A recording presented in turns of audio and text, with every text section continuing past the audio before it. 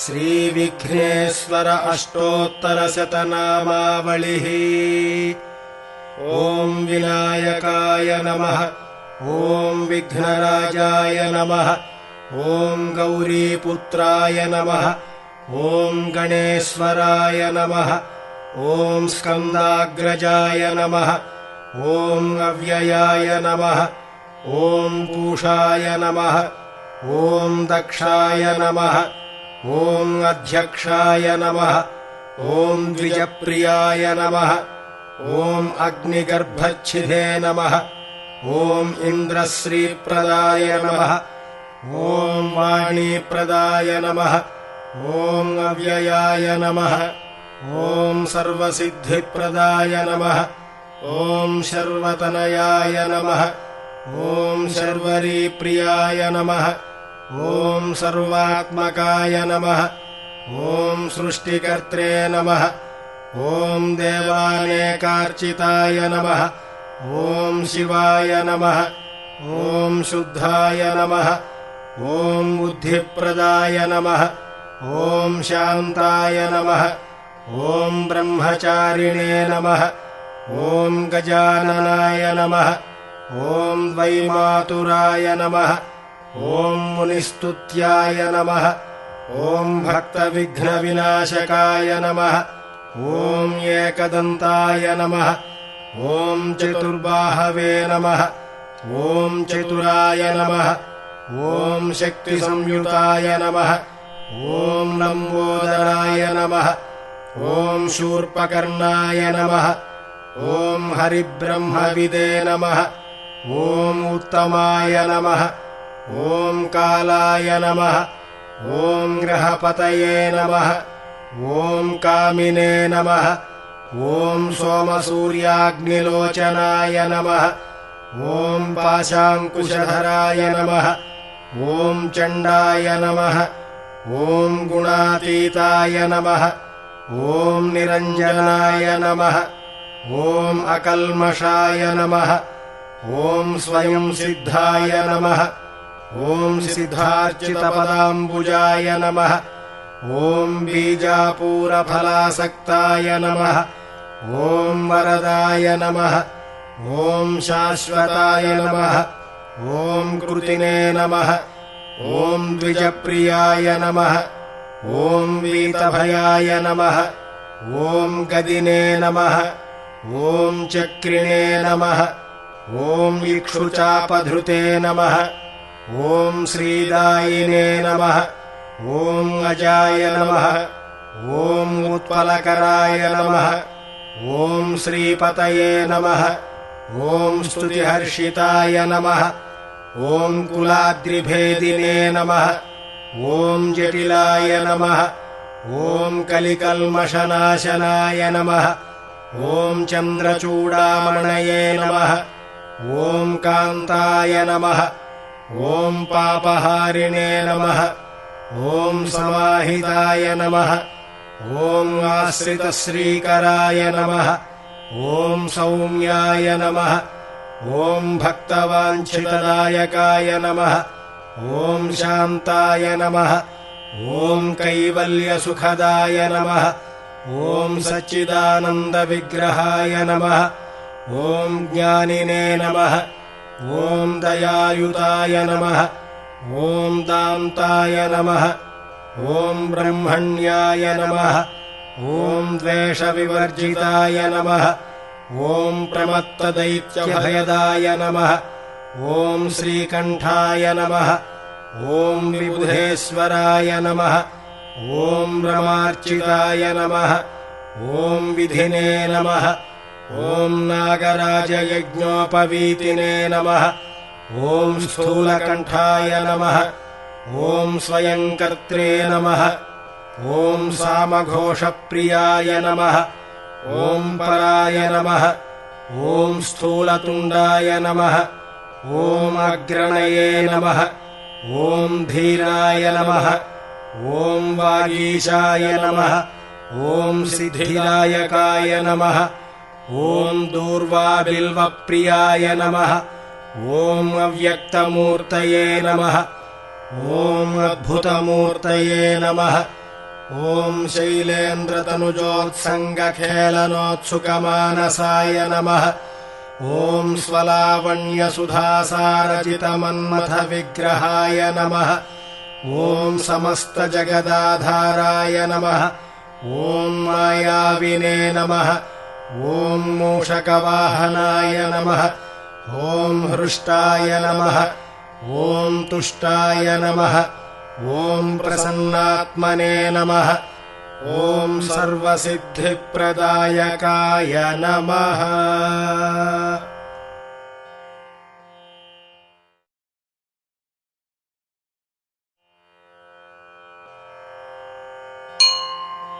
श्रीविष्णुअष्टोत्तरशतनामावलिः। ॐ विष्णवे नमः। ॐ जिष्णवे नमः। ॐ वषट्काराय नमः। ॐ देवदेवाय नमः। ॐ वृषाकपये नमः। ॐ दामोदराय नमः। ॐ दीनबन्धवे नमः। ॐ आदिदेवाय नमः। ॐ अदितेस्सुताय नमः। ॐ पुण्डरीकाय नमः। ॐ परानन्दाय नमः। ॐ परमात्मने नमः। ॐ परात्पराय नमः। ॐ परशुधारिणे नमः। ॐ विश्वात्मने नमः। ॐ कृष्णाय नमः। ॐ कलिमलापहारिणे नमः। ॐ कौस्तुभोद्भासितोरस्काय नमः। ॐ नराय नमः। ॐ नारायणाय नमः। ॐ हरये नमः। ॐ हराय नमः। ॐ हरप्रियाय नमः। ॐ स्वामिने नमः। ॐ वैकुण्ठाय नमः। ॐ विश्वतोमुखाय नमः। ॐ हृषीकेशाय नमः। ॐ अप्रमेयाय नमः। ॐ आत्मने नमः। ॐ वराहाय नमः। ॐ धरणीधराय नमः। ॐ धर्मेशाय नमः। ॐ धरणीनाथाय नमः। ॐ ध्येयाय नमः। ॐ धर्मभृताम्बराय नमः। ॐ सहस्रशीर्षाय नमः। ॐ पुरुषाय नमः। ॐ सहस्राक्षाय नमः। ॐ सहस्रपदे नमः। ॐ सर्वगाय नमः। ॐ सर्वविदे नमः। ॐ शर्वाय नमः। ॐ शरण्याय नमः। ॐ साधुवल्लभाय नमः। ॐ कौसल्यानन्दनाय नमः। ॐ श्रीमते नमः। ॐ रक्षः कुलविनाशकाय नमः। ॐ जगत्कर्त्रे नमः। ॐ जगद्धर्त्रे नमः। ॐ जगज्जेत्रे नमः। ॐ जनार्तिहराय नमः। ॐ जानकीवल्लभाय नमः। ॐ देवाय नमः। ॐ जयरूपाय नमः। ॐ जलेश्वराय नमः। ॐ क्षीराब्धिवासिने नमः। ॐ क्षीराब्धितनयावल्लभाय नमः। ॐ शेषशायिने नमः। ॐ पन्नकारिवाहनाय नमः। ॐ विष्टरश्रवसे नमः। ॐ माधवाय नमः। ॐ मधुरानाथाय नमः। ॐ मुकुन्दाय नमः। ॐ मोहनाशनाय नमः। ॐ दैत्यारये नमः। ॐ पुण्डरीकाक्षाय नमः। ॐ अच्युताय नमः। ॐ मधुसूदनाय नमः। ॐ सोमसूर्याग्निनयनाय नमः।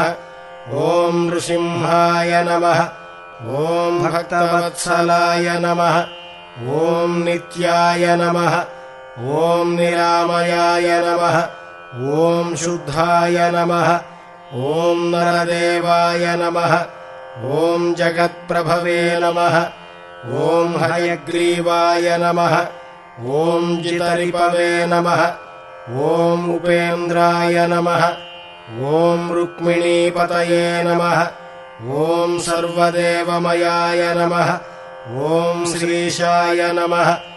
ॐ सर्वाधाराय नमः। ॐ सनातनाय नमः। ॐ सौम्याय नमः। ॐ सौम्यप्रदाय नमः।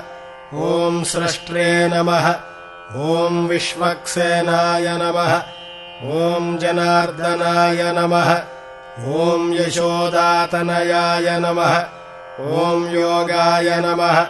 ॐ योगशास्त्रपरायणाय नमः। ॐ रुद्रात्मकाय नमः। ॐ रुद्रमूर्तये नमः।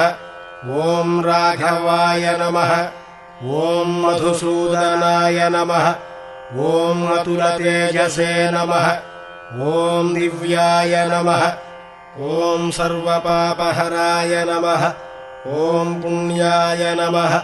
ॐ अमिततेजसे नमः। ॐ दुःखनाशनाय नमः। ॐ दारिद्र्यनाशनाय नमः। ॐ दौर्भाग्यनाशनाय नमः। ॐ सुखवर्धनाय नमः। ॐ सर्वसम्पत्कराय नमः। ॐ सौम्याय नमः। ॐ महापातकनाशनाय नमः।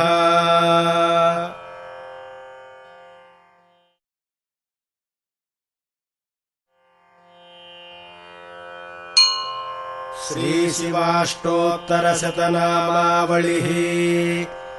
ॐ शिवाय नमः। ॐ महेश्वराय नमः। ॐ शम्भवे नमः। ॐ पिनाकिने नमः। ॐ शशिशेखराय नमः।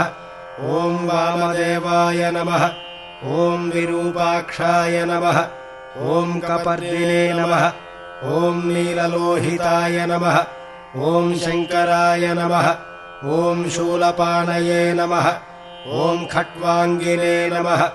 ॐ विष्णुवल्लभाय नमः। ॐ शिपिविष्टाय नमः।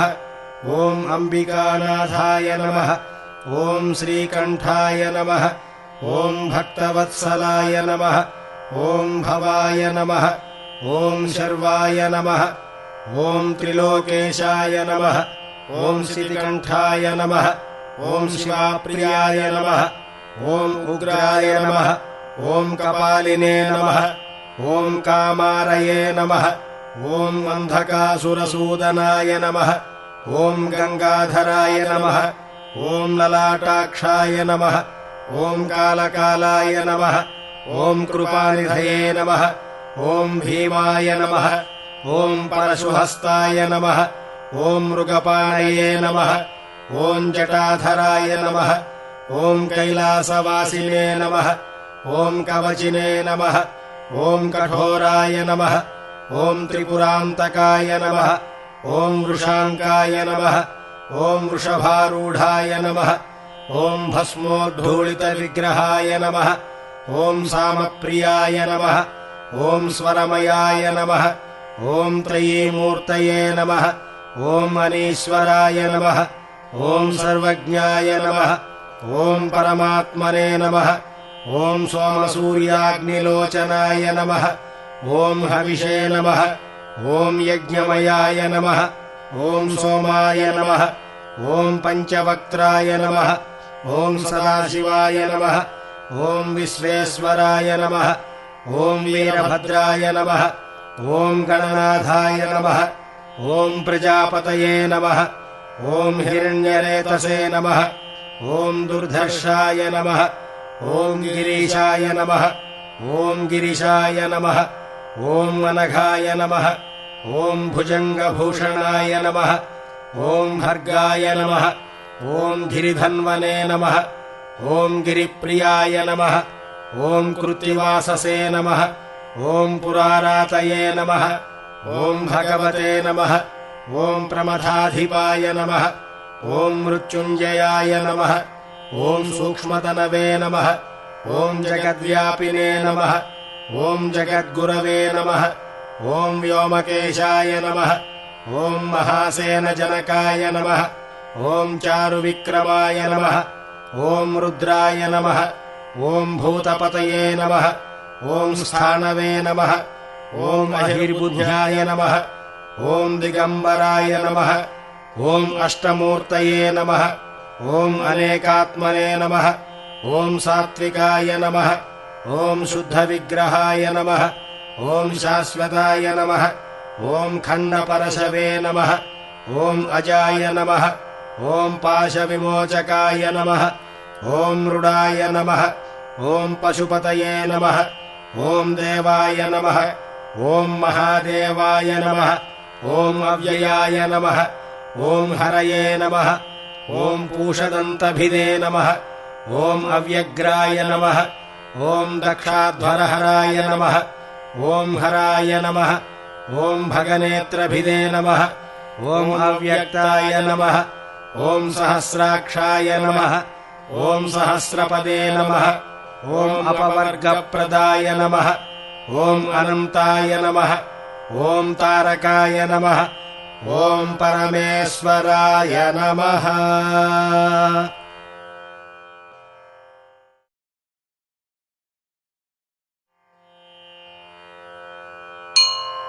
श्रीपार्वत्यष्टोत्तरशतनामावलिः।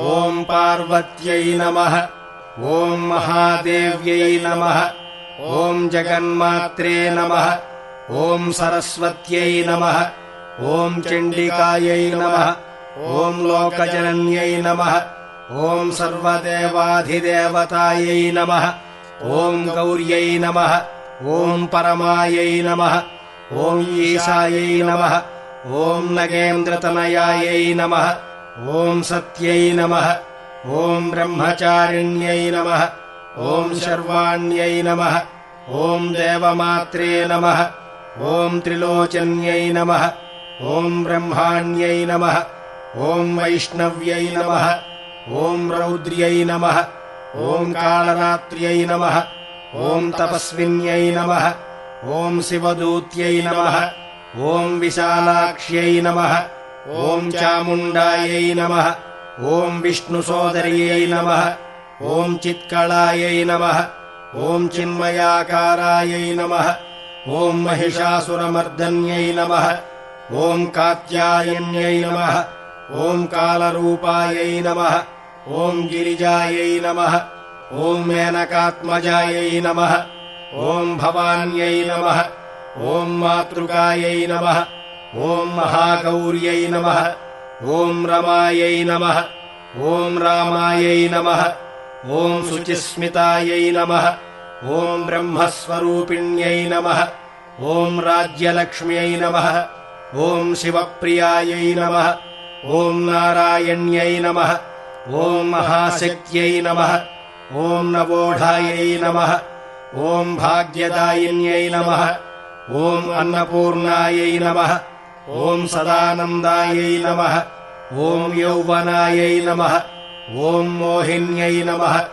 ॐ अज्ञानशुद्ध्यै नमः ॐ ज्ञानगम्यायै नमः ॐ नित्यायै नमः ॐ नित्यस्वरूपिण्यै नमः ॐ कमलायै नमः ॐ कमलाकारायै नमः ॐ रक्तवर्णायै नमः ॐ कलानिधये नमः ॐ मधुप्रियायै नमः ॐ कल्याण्यै नमः ॐ करुणायै नमः ॐ जनस्थानायै नमः ॐ वीरपत्न्यै नमः ॐ विरूपाक्ष्यै नमः ॐ वीराराधितायै नमः ॐ हेमाभासायै नमः ॐ सृष्टिरूपायै नमः ॐ सृष्टिसंहारकारिण्यै नमः ॐ रञ्जनायै नमः ॐ यौवनाकारायै नमः ॐ परमेशप्रियायै नमः ॐ परायै नमः ॐ पुष्पिण्यै नमः ॐ पुष्पाकारायै नमः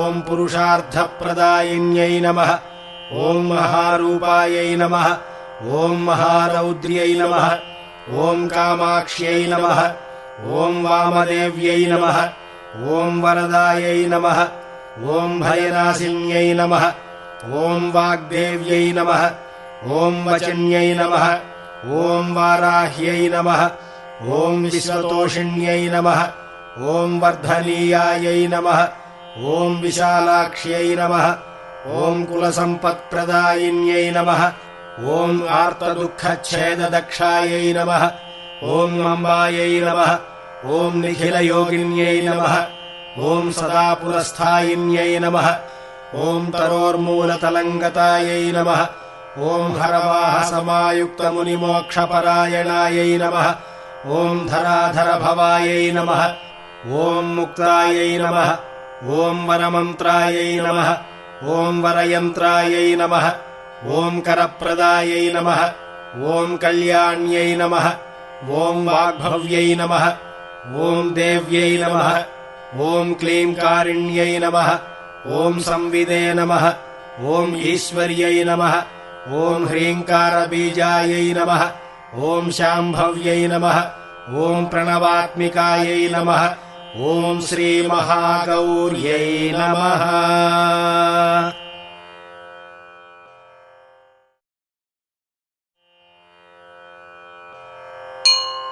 श्रीलक्ष्मी अष्टोत्तरशतनामावलिः।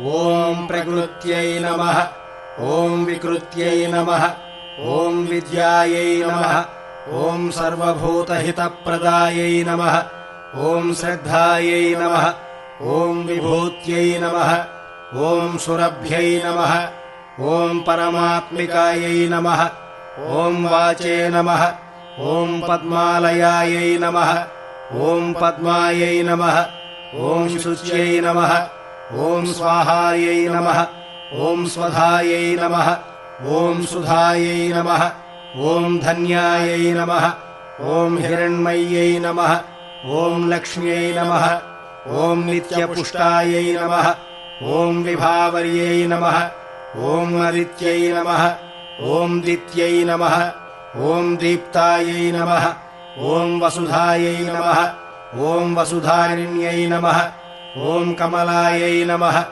ॐ कान्तायै नमः ॐ कामाक्ष्यै नमः ॐ क्रोधसम्भवायै नमः ॐ अनुग्रहप्रदायै नमः ॐ बुद्ध्यै नमः ॐ अनघायै नमः ॐ हरिवल्लभायै नमः ॐ अशोकायै नमः ॐ अमृतायै नमः ॐ दीप्तायै नमः ॐ लोकशोकविनाशिन्यै नमः ॐ धर्मनिलयायै नमः ॐ करुणायै नमः ॐ लोकमात्रे नमः ॐ पद्मप्रियायै नमः ॐ पद्महस्तायै नमः ॐ पद्माक्ष्यै नमः ॐ पद्मसुन्दर्यै नमः ॐ पद्मोद्भवायै नमः ॐ पद्ममुख्यै नमः ॐ पद्मनाभप्रियायै नमः ॐ रमायै नमः ॐ पद्ममालाधरायै नमः ॐ देव्यै नमः ॐ पद्मिन्यै नमः ॐ पद्मगन्धिन्यै नमः ॐ पुण्यगन्धायै नमः ॐ सुप्रसन्नायै नमः ॐ प्रसादाभिमुख्यै नमः ॐ प्रभायै नमः ॐ चन्द्रवदनायै नमः ॐ चन्द्रायै नमः ॐ चन्द्रसहोदर्यै नमः ॐ चतुर्भुजायै नमः ॐ चन्द्ररूपायै नमः ॐ इन्दिरायै नमः ॐ इन्दुशीतलायै नमः ॐ आह्लादजनन्यै नमः ॐ पुष्ट्यै नमः ॐ शिवायै नमः ॐ शिवकर्यै नमः ॐ सत्यै नमः ॐ विमलायै नमः ॐ विश्वजनन्यै नमः ॐ पुष्ट्यै नमः ॐ दारिद्र्यनाशिन्यै नमः ॐ प्रीतिपुष्करिण्यै नमः ॐ शान्तायै नमः ॐ शुक्लमाल्याम्बरायै नमः ॐ श्रियै नमः ॐ भास्कर्यै नमः ॐ बिल्वनिलयायै नमः ॐ वरालोहायै नमः ॐ यशस्विन्यै नमः ॐ वसुन्धरायै नमः ॐ उदाराङ्गायै नमः ॐ हरिण्यै नमः ॐ हेममालिन्यै नमः ॐ धनधान्यकर्यै नमः ॐ सिद्ध्यै नमः ॐ स्त्रैणसौम्यायै नमः ॐ शुभप्रदायै नमः ॐ नृपवेश्मगतानन्दायै नमः ॐ वरलक्ष्म्यै नमः ॐ वसुप्रदायै नमः ॐ शुभायै नमः ॐ हिरण्यप्राकारायै नमः ॐ समुद्रतनयायै नमः ॐ जयायै नमः ॐ मङ्गलायै नमः ॐ देव्यै नमः ॐ विष्णुवक्षस्थलस्थितायै नमः ॐ विष्णुपत्न्यै नमः ॐ प्रसन्नाक्ष्यै नमः ॐ नारायणसमाश्रितायै नमः। ॐ दारिद्र्यध्वंसिन्यै नमः। ॐ देव्यै नमः। ॐ सर्वोपद्रववारिण्यै नमः। ॐ नवदुर्गायै नमः। ॐ महाकाल्यै नमः। ॐ ब्रह्मविष्णुशिवात्मिकायै नमः। ॐ त्रिकालज्ञानसम्पन्नायै नमः। ॐ भुवनेश्वर्यै नमः।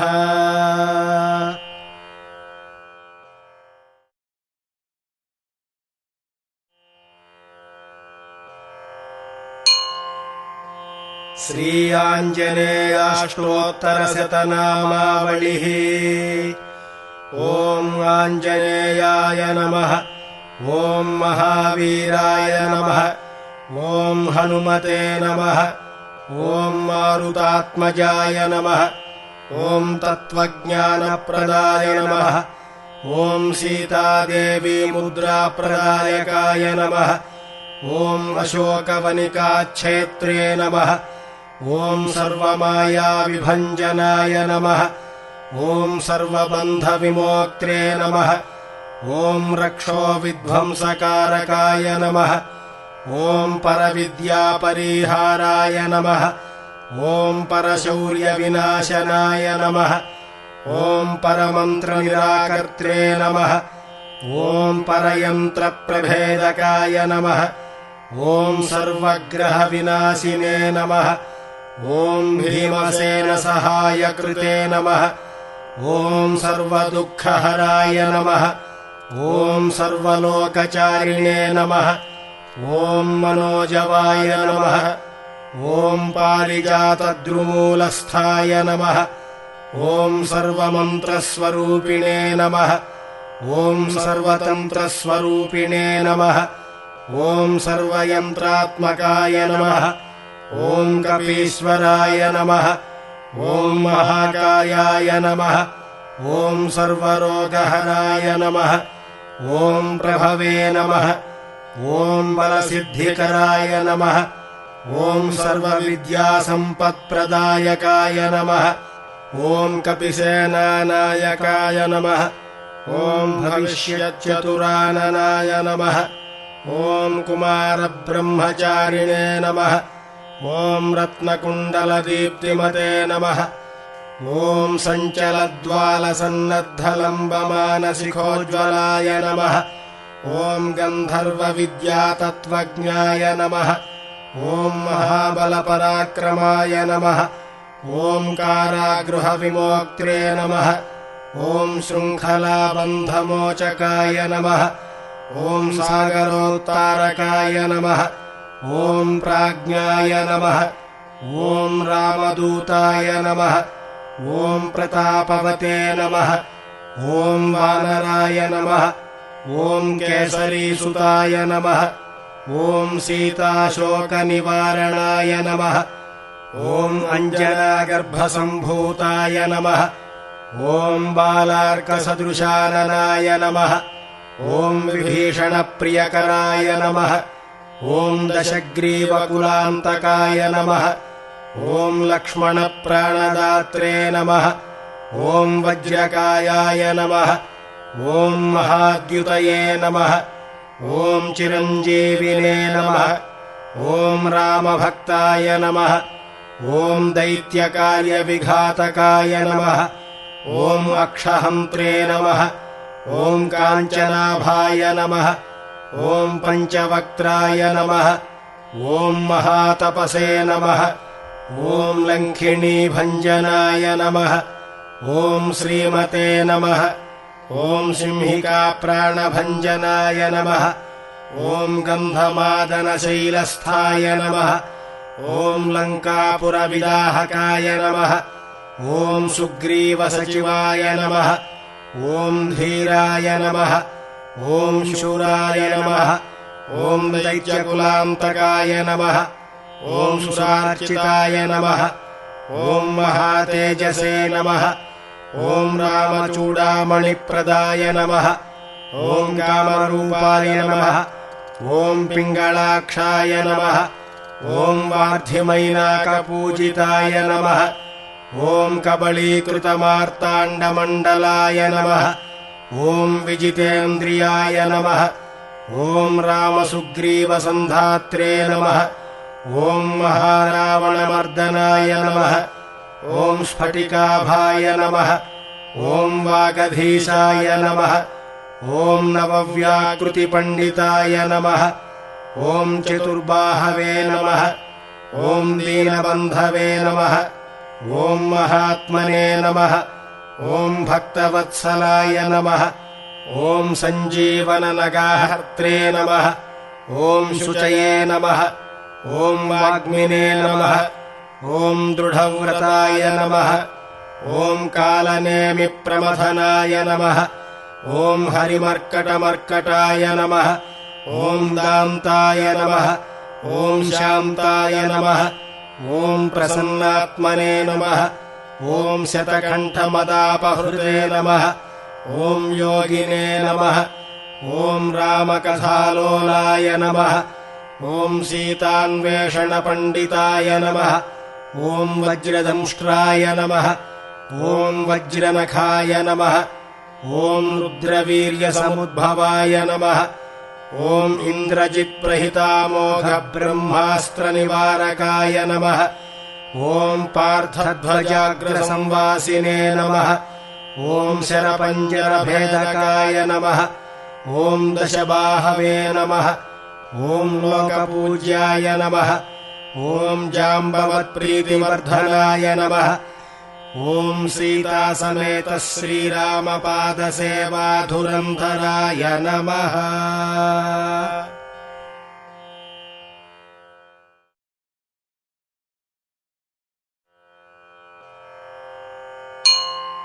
श्रीवेङ्कटेश्वराष्टोत्तरशतनामावलिः। ॐ श्रीवेङ्कटेश्वराय नमः। ॐ श्रीनिवासाय नमः। ॐ लक्ष्मीपतये नमः। ॐ अनामयाय नमः। ॐ अमृतांशाय नमः। ॐ जगद्वन्द्याय नमः। ॐ गोविन्दाय नमः। ॐ शाश्वताय नमः। ॐ प्रभवे नमः। ॐ शेषाद्रिनिलयाय नमः। ॐ देवाय नमः। ॐ केशवाय नमः। ॐ मधुसूदनाय नमः। ॐ अमृताय नमः। ॐ माधवाय नमः। ॐ कृष्णाय नमः। ॐ श्रीहरये नमः। ॐ ज्ञानपञ्जराय नमः। ॐ श्रीवत्सवक्षसे नमः। ॐ सर्वेशाय नमः। ॐ गोपालाय नमः। ॐ पुरुषोत्तमाय नमः। ॐ गोपीश्वराय नमः। ॐ परस्मै ज्योतिषे नमः। ॐ वैकुण्ठपतये नमः। ॐ अव्ययाय नमः। ॐ सुधातनवे नमः। ॐ यादवेन्द्राय नमः। ॐ नित्ययौवनरूपवते नमः। ॐ चतुर्वेदात्मकाय नमः। ॐ विष्णवे नमः। ॐ अच्युताय नमः। ॐ पद्मिनीप्रियाय नमः। ॐ धरापतये नमः। ॐ सुरपतये नमः। ॐ निर्मलाय नमः। ॐ देवपूजिताय नमः। ॐ चतुर्भुजाय नमः। ॐ चक्रधराय नमः। ॐ त्रिधाम्ने नमः। ॐ त्रिगुणाश्रयाय नमः। ॐ निर्विकल्पाय नमः। ॐ निष्कळङ्काय नमः। ॐ निरातङ्काय नमः। ॐ निरञ्जनाय नमः। ॐ निराभासाय नमः। ॐ नित्यतृप्ताय नमः। ॐ निरुपद्रवाय नमः। ॐ निर्गुणाय नमः। ॐ गदाधराय नमः। ॐ शार्ङ्गपाणये नमः। ॐ नन्दकिने नमः। ॐ शङ्खधारकाय नमः। ॐ अनेकमूर्तये नमः। ॐ अव्यक्ताय नमः। ॐ कटिहस्ताय नमः। ॐ वरप्रदाय नमः। ॐ अनेकात्मने नमः। ॐ दीनबन्धवे नमः। ॐ आर्तलोकाभयप्रदाय नमः।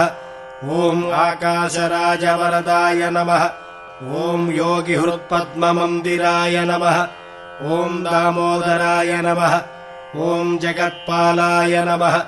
ॐ पापघ्नाय नमः ॐ भक्तवत्सलाय नमः ॐ त्रिविक्रमाय नमः ॐ शिंशुमाराय नमः ॐ जटामकुटशोभिताय नमः ॐ शङ्खमध्योल्लसन्मञ्जुकिङ्किण्याढ्यकरण्डकाय नमः ॐ नीलमेघश्यामतनवे नमः ॐ बिल्वपत्रार्चनप्रियाय नमः ॐ जगद्व्यापिने नमः ॐ जगत्कर्त्रे नमः ॐ जगत्साक्षिणे नमः ॐ जगत्पतये नमः ॐ चिन्तितार्थप्रदायकाय नमः ॐ जिष्णवे नमः ॐ दाशार्हाय नमः ॐ दशरूपवते नमः ॐ देवकीनन्दनाय नमः ॐ शौरये नमः ॐ हयग्रीवाय नमः ॐ जनार्दनाय नमः ॐ कन्याश्रवणतारेड्याय नमः ॐ पीताम्बरधराय नमः ॐ अनघाय नमः ॐ वनमालिने नमः ॐ पद्मनाभाय नमः ॐ मृगयासक्तमानसाय नमः ॐ अश्वारूढाय नमः ॐ खड्गधारिणे नमः ॐ धनार्जनसमुत्सुकाय नमः ॐ घनसारलसन्मध्यकस्तूरीतिलकोज्ज्वलाय नमः ॐ सच्चिदानन्दरूपाय नमः ॐ जगन्मङ्गलदायकाय नमः ॐ यज्ञरूपाय नमः ॐ यज्ञभोक्त्रे नमः ॐ चिन्मयाय नमः ॐ परमेश्वराय नमः ॐ परमार्थप्रदाय नमः ॐ शान्ताय नमः ॐ श्रीमते नमः ॐ दोर्दण्डविक्रमाय नमः ॐ परात्पराय नमः ॐ परस्मै ब्रह्मणे नमः ॐ श्रीविभवे नमः ॐ जगदीश्वराय नमः।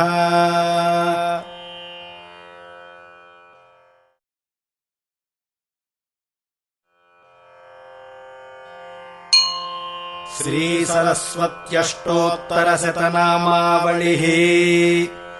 ॐ सरस्वत्यै नमः ॐ महाभद्रायै नमः ॐ महामायायै नमः ॐ वरप्रदायै नमः ॐ श्रीप्रदायै नमः ॐ पद्मनिलयायै नमः ॐ पद्माक्ष्यै नमः ॐ पद्मवक्त्रायै नमः ॐ शिवानुजायै नमः ॐ पुस्तकहस्तायै नमः ॐ ज्ञानमुद्रायै नमः ॐ रमायै नमः ॐ कामरूपिण्यै नमः ॐ महाविद्यायै नमः ॐ महापातकनाशिन्यै नमः ॐ महाश्रयायै नमः ॐ मालिन्यै नमः ॐ महाभोगायै नमः ॐ महाभुजायै नमः ॐ महाभायै नमः ॐ महोत्साहायै नमः ॐ दिव्याङ्गायै नमः ॐ सुरवन्दितायै नमः ॐ महाकाल्यै नमः ॐ महापाशायै नमः ॐ महाकारायै नमः ॐ महाङ्कुशायै नमः ॐ पीतायै नमः ॐ विमलायै नमः ॐ विश्वायै नमः ॐ विद्युन्मालायै नमः ॐ वैष्णव्यै नमः ॐ चन्द्रिकायै नमः ॐ चन्द्रलेखाविभूषितायै नमः ॐ सावित्र्यै नमः ॐ सुरसायै नमः ॐ देव्यै नमः ॐ दिव्यालङ्कारभूषितायै नमः ॐ वाग्देव्यै नमः ॐ वसुधायै नमः ॐ तीव्रायै नमः ॐ महाभद्रायै नमः ॐ भोगदायै नमः ॐ भारत्यै नमः ॐ भामायै नमः ॐ गोविन्दायै नमः ॐ गोमत्यै नमः ॐ जटिलायै नमः ॐ विन्ध्यावासायै नमः ॐ चण्डिकायै नमः ॐ सकलविद्याधिदेवतायै नमः ॐ ब्राह्म्यै नमः ॐ ब्रह्मज्ञानैकसाधनायै नमः ॐ सौदामिन्यै नमः ॐ सुधामूर्तये नमः ॐ सुभद्रायै नमः ॐ सुरपूजितायै नमः ॐ सुवासिन्यै नमः ॐ सुनासायै नमः ॐ विनिद्रायै नमः ॐ पद्मलोचनायै नमः ॐ विद्यारूपायै नमः ॐ संसारसागरतारिण्यै नमः ॐ ब्रह्मजायायै नमः ॐ महाफलायै नमः ॐ त्रयीमूर्तये नमः ॐ शास्त्ररूपिण्यै नमः ॐ शुम्भासुरप्रमथिन्यै नमः ॐ शुभदायै नमः ॐ सर्वात्मकायै नमः ॐ रक्तबीजनिहन्त्र्यै नमः ॐ चामुण्डायै नमः ॐ अम्बिकायै नमः ॐ मुण्डकायै नमः ॐ प्रहरणायै नमः ॐ धूम्रलोचनमर्दनायै नमः ॐ सर्वदेवस्तुतायै नमः ॐ सौम्यायै नमः ॐ सुरासुरनमस्कृतायै नमः ॐ कालरात्र्यै नमः ॐ कालाधारायै नमः ॐ वाग्देव्यै नमः ॐ वरारोहायै नमः ॐ वाराह्यै नमः ॐ वारिजासनायै नमः ॐ चित्राम्बरायै नमः ॐ चित्राङ्गदायै नमः ॐ चित्रमाल्यविभूषितायै नमः ॐ कान्तायै नमः ॐ कामप्रदायै नमः ॐ वन्द्यायै नमः ॐ रूपसौभाग्यदायिन्यै नमः ॐ श्वेतासनायै नमः